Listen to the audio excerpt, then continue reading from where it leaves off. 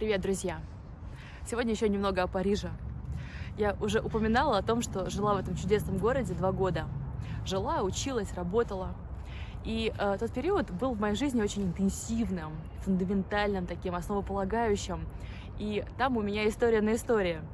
Но сегодняшняя история, или скорее небольшой эпизод, про то, как неожиданно я решила продлить свое пребывание в этом городе на целый год.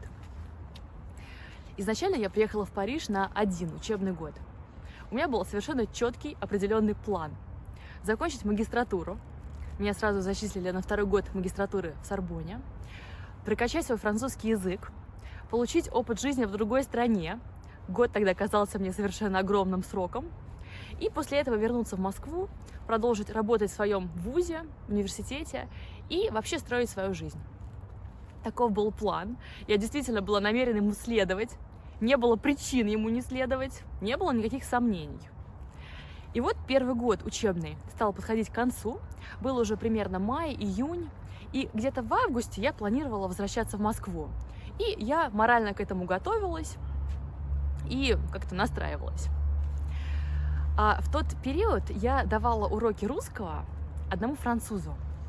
Он был владельцем небольшой галереи в центре Парижа. И он был с претензией на такую богемность, хороший вкус, умение жить. От него веяло таким флером светскости и элитарности. Мы с ним обычно занимались непосредственно в его галерее, а после этого шли в соседнее кафе, садились за столик, так называемые французские террасы, и беседовали уже по-приятельски на разные интересные темы, на тему политики, истории, искусства и так далее. И в этом было что-то такое аристократическое, светское для меня. И мне все это так ужасно нравилось. Мне казалось, что передо мной распахиваются двери в какой-то невероятно, необыкновенно интересный, немного таинственный мир. Я еще была тогда существенно моложе, чем сейчас.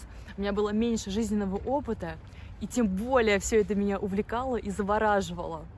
И еще плюс я не до конца еще тогда привыкла к своей парижской жизни. Она мне еще, так сказать, не приелась, и мне так нравилось, что вот я сижу во французском, в парижском кафе, в самом сердце города. И причем города, где я не просто проездом, как турист, а города, где я живу и веду на французском языке какую-то очень изящную беседу на какие-то очень изящные темы. У меня от этого кружилась голова. И вот в одно утро, это было в июне, после нашего очередного занятия мы снова пошли беседовать в кафе. И к нам присоединился друг того галериста. С другом я еще была не знакома. И вроде бы ничего такого не произошло.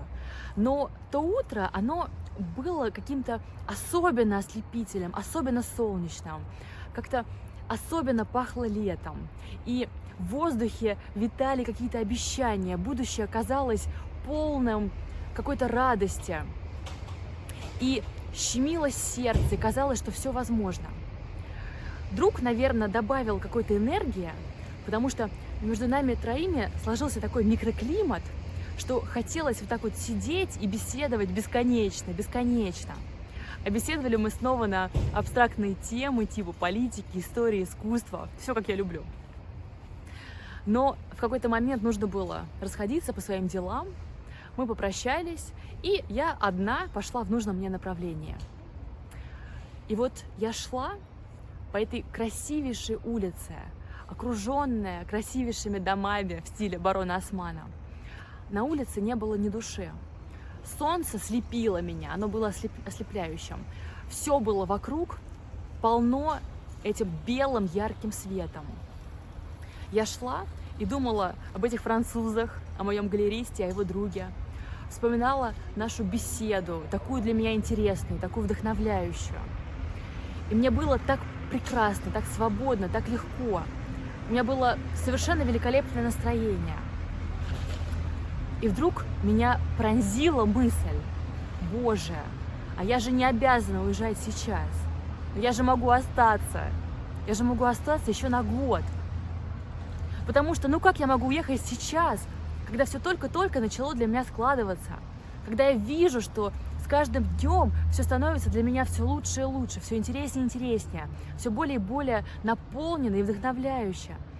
Как я могу уехать сейчас, когда я вся полна какими-то сладкими, томящими предчувствиями, когда у меня действительно так щемит сердце, когда мне так хорошо, так радостно, когда все полно таким ослепительным светом. Сейчас уехать я просто не могу. А самое главное, что меня ведь никто и ничто не обязывает это делать. У меня нет обязательств ни перед кем в Москве. Я свободная птица. Я вольна делать то, что хочу. И эта мысль была совершенно неожиданна и совершенно пронзительна. Тем же самым утром ранее ничего еще не предвещало такого радикального внутреннего во мне поворота. Эта мысль меня прошибла просто как молния.